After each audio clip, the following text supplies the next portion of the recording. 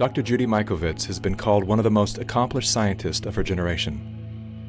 Her 1991 doctoral thesis revolutionized the treatment of HIV/AIDS. At the height of her career, Dr. Mikovits published a blockbuster article in the journal Science. The controversial article sent shockwaves through the scientific community as it revealed that the common use of animal and human fetal tissues were unleashing devastating plagues of chronic diseases. For exposing their deadly secrets, the minions of Big Pharma waged war on Dr. Mikovits, destroying her good name, career, and personal life. Now, as the fate of nations hang in the balance, Dr. Mikovits is naming names of those behind the plague of corruption that places all human life in danger.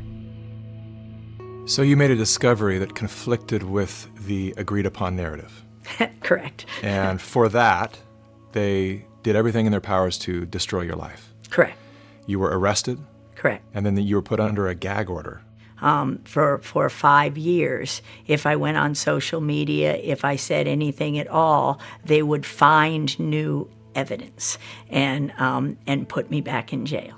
And it was one of the few times I cried, and it was because I knew there was no evidence the first time. And when you can unleash that kind of force to force someone into bankruptcy with a perfect credit score, and so that I couldn't bring my 97 witnesses, which included the heads, Tony Fauci, Ian Lipkin, the heads of the public health in HHS, who would have had to testify that we did absolutely nothing wrong.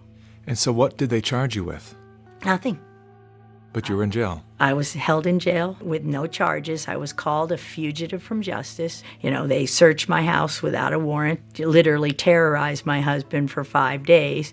They said, if you don't find the notebooks, if you don't find the material, which was not in my possession but planted in my house. As if you took intellectual property from the laboratory.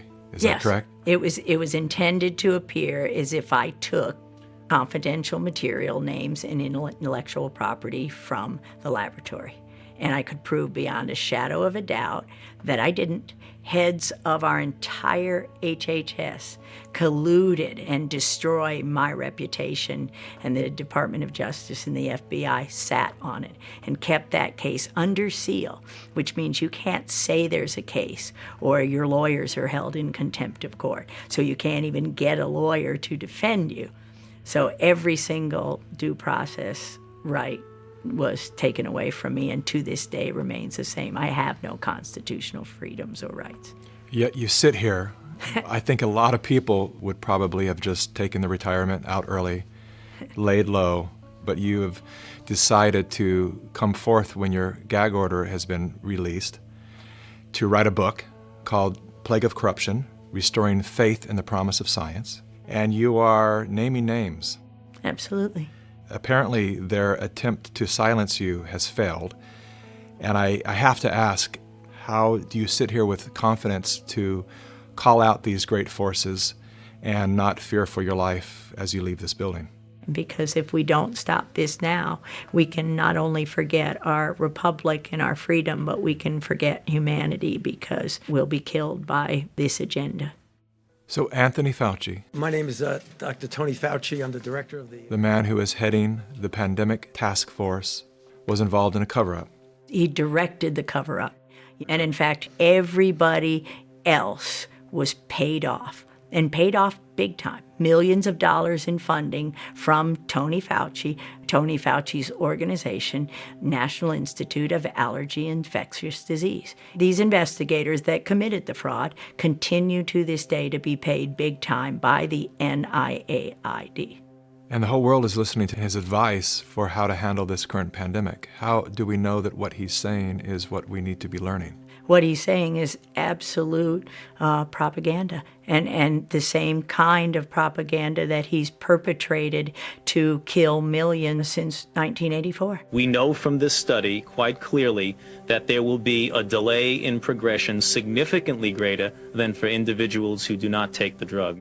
It started really when I was 25 years old.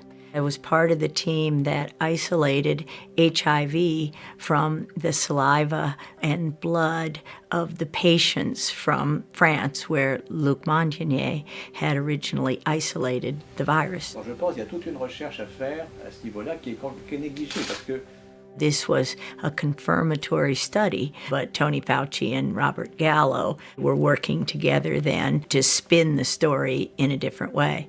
At that time, Dr. Rossetti was out of town, and Tony Fauci says, we understand that you have a paper in press, and we want a copy of it.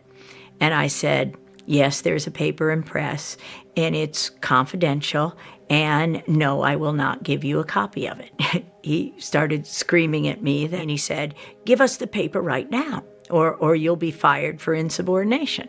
And I just said, I'm sure when Dr. Rossetti gets back, you can have the conversation. And so Frank comes back, several weeks later, and is really bullied into giving Fauci the paper. Fauci holds up the publication of the paper for several months, while Robert Gallo writes his own paper and takes all the credit, and of course patents are involved. This delay of the confirmation, literally led to spreading the virus around, killing millions. Perhaps no one expressed the anguish of AIDS better than New York writer Larry Kramer. But he was even more angry at the federal government and the pharmaceutical industry. One person who felt Kramer's fury was NIH Dr. Anthony Fauci. It's still been crushing to me to think that I didn't know my work in 1999 was something that had been avoided. From 83 and 82, when the virus was isolated, the virus didn't have to wait until 84 to be confirmed. Think of how many people, the entire continent of Africa, lost a generation as that virus was spread through because of the arrogance of a group of people, and it includes Robert Redfield, who's now the head of the CDC. Right along with Tony Fauci. They were working together to take credit and make money, and they had the patents on it and tailored them to IL-2 therapy, which was absolutely the wrong therapy. And had that not happened, millions wouldn't have died from HIV. How can a man who's giving, any person who's giving global advice for health, own a patent in the solution in the vaccine? Isn't that a conflict of interest, or shouldn't it be? It is a conflict of interest. And in fact, this is one of the things that I've been saying and would like to say to President Trump: repeal the Bayh-Dole Act. Bayh-Dole fundamentally changed the way universities approach technology transfer, and you can see that best in the statistics.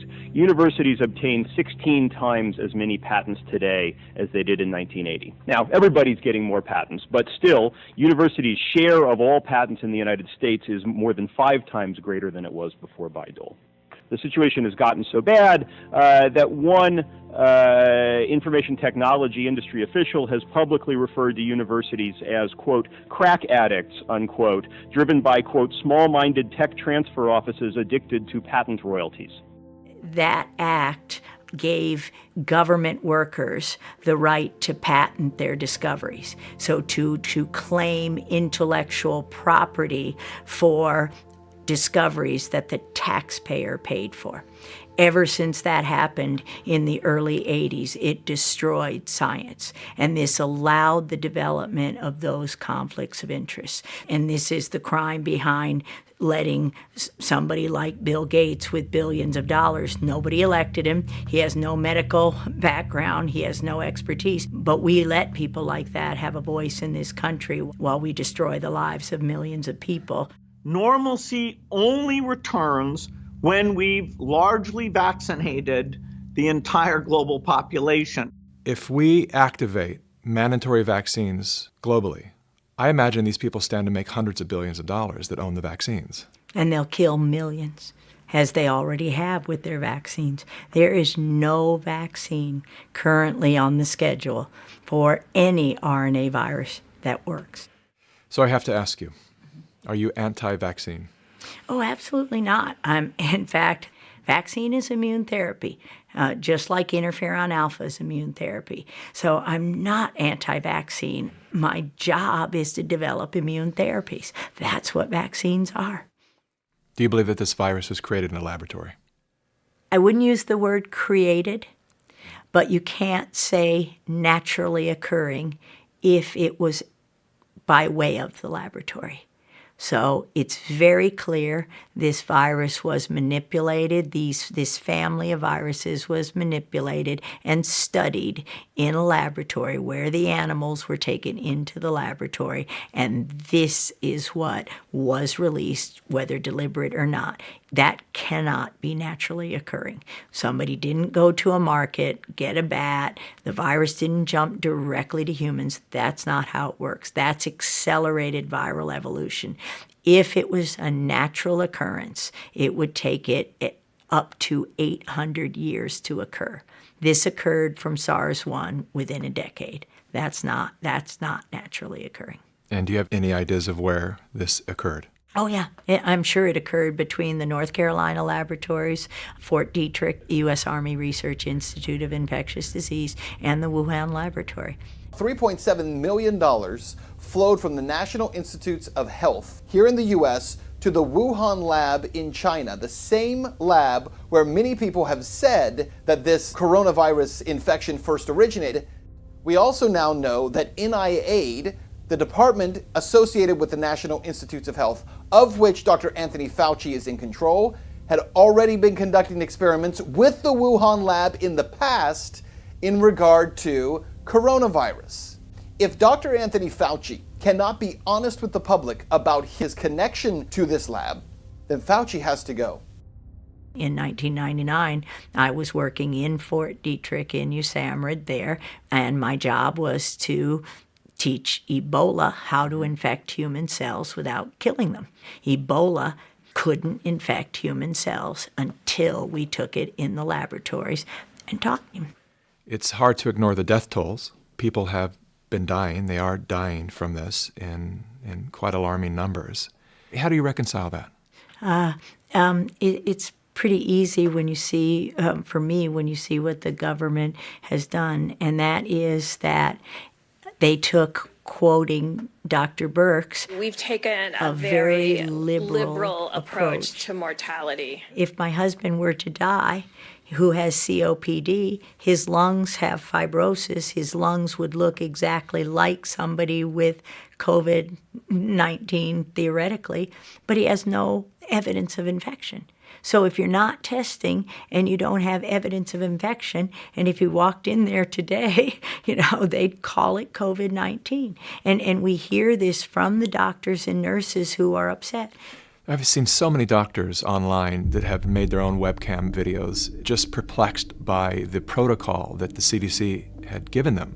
Well, last Friday, I received a 7-page document that sort of told me that if I had an 86-year-old patient that had pneumonia but was never tested for COVID-19, but sometime after she came down with pneumonia, we learned that she had been exposed to her son who had no symptoms, but later on was identified with COVID-19, that it would be appropriate to diagnose on the death certificate COVID-19. Why would they want to skew the number of deaths due to COVID-19? Well, fear is a great way to control people, and sometimes people's ability to think for themselves is paralyzed if they're frightened enough. And that's not where I want people to be. I want people to say, we're going to get through this. I'm going to use my head. I'm going to go to different sources. I'm going to listen to different sources. And I'm going to think for myself, because that's what America's about. If someone dies with COVID-19, we are counting that as a COVID-19 death. You don't die with an infection. You die from an infection. I've talked with doctors who have admitted that they are being incentivized to list patients that are sick or have died with COVID-19. Yeah, $13,000 from Medicare, if you call it COVID-19. Right now, Medicare has determined that if you have a COVID-19 admission to the hospital, you'll get paid $13,000. If that COVID-19 patient goes on a ventilator, you get $39,000, 3 times as much. And you've killed them with the ventilator because you gave them the wrong treatment. and you call it COVID-19. My next question is about Italy. I want to know why Italy was hit so hard. Italy has a very old population. They're very sick with inflammatory disorders. They got, at the beginning of 2019, an untested new form of influenza vaccine that had 4 different strains of influenza, including the highly pathogenic H1N1. That vaccine was grown in a cell line, a dog cell line. Dogs have lots of coronaviruses, and that's why they're not testing there. You could just say, oh, it was that. As the country begins emerging from the worst of the coronavirus epidemic, one question remains. What happened to all the hydroxychloroquine? We know that hydrochloroquine and zinc are working great for patients. And then Fauci comes out and says, well, there's no double-blind controlled placebo study, which, by the way, Dr. Fauci, is there going to be a double-blind controlled placebo study of your vaccine? Is there? In a survey polling nearly 2,300 doctors in some 30 countries, hydroxychloroquine was ranked as the most effective medication to treat the virus. The AMA was saying, doctors will lose their license if they use hydroxychloroquine, the anti-malarial drug that's been on the list of essential medicine worldwide for 70 years. Dr. Fauci calls that anecdotal data. It's not storytelling if we have thousands of pages of data saying it's effective against these families of viruses. This is essential medicine, and they keep it from the people. Not only now, but back in autism with our discovery, there was an old antiviral drug, 100-year-old drug called Suramin, on the WHO list of essential medicine. It literally gave kids with autism a voice, a life. What did Bayer and Monsanto do? They took it away from everybody. You couldn't get it to save your life right now, and we tried. Believe me, every way we could. So when you take away a medicine, and not just the WHO, not just the WHO, the FDA, the CDC, Tony Fauci, close everything. Just end it all, and we've got a healthy world again. And we got tons of money, because we can take all that money they're making on their patents, and we can give it to the victims of this plague of corruption. Is it safe to say that anything that cannot be patented has been shut down intentionally because there's no way to profit from it, all these natural remedies that we have had forever? Absolutely, that's fair to say, and that's exactly what's going on in COVID-19. The game is to prevent the therapies till everyone is infected and push the vaccines. Why would you close the beach? You've got sequences in the soil, in the sand. You've got healing microbes in the ocean, in the salt water. That's insanity.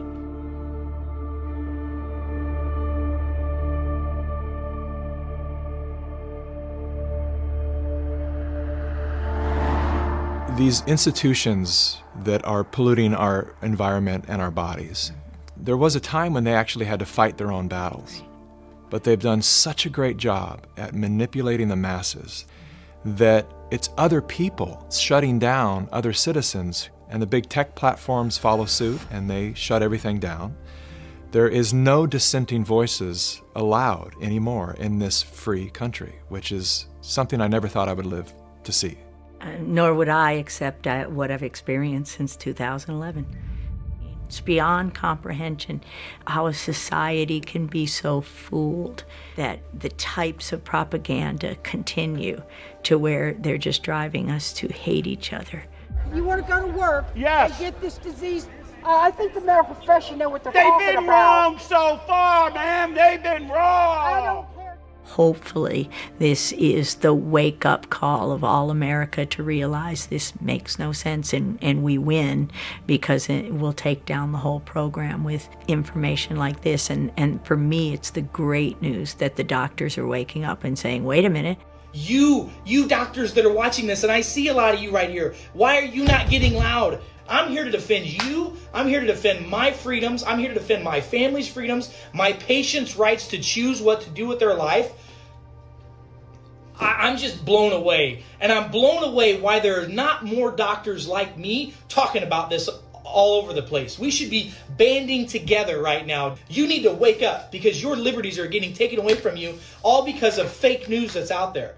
This is wrong. People should be going to jail for this stuff. So it's not the scientists who are in any way dishonest. They're listening to people who for more than 40 years have controlled who gets funded, what gets published. And I'm sorry to say many, many people will simply take the money and the fame and that support things that absolutely aren't true. What do you say to the medical professionals that are just beginning to get a glimpse of the depth to which they have been misled and steered away from their oath to do no harm? I say forgive yourselves. It's the hardest thing to realize for all of us, and is that with all the best intention, we studied, we learned what we thought was the truth. We had no idea that the data that we were being told was true was not true. We've been taught now in our schools a very different science. You don't get funded if you don't speak the party line. You don't get published. That was probably the hardest thing for me to take, is understanding that scientific journals would twist a discovery that should have healed all. Will the scientific community have the courage to answer the question of whether these diseases might have been of their own creation? Thank you. So what we did pretty much ever since I got out of jail, we started an education company. We wake up doctors, and it's very difficult. But every doctor who realized they may have been part of the problem has now turned that around to march toward a better society and restore faith in the promise of medicine. That's all we can do. Well, Dr. Mikovits, thank you so much for your time. It's been a real honor to sit here with you, and particularly thank you for your courage. Thank you, Mikki. I appreciate it a lot. The idea that we are now a few days away from a new administration, given, as you heard from the introduction, that I have been around for a while and have had the opportunity of serving in 5 administrations, I thought I would bring that perspective to the topic today, is the issue of pandemic preparedness. And if there's one message that I want to leave with you today, is that there is no question that there will be a surprise outbreak. The thing we're extraordinarily confident about is that we are going to see this in the next few years. Thank you.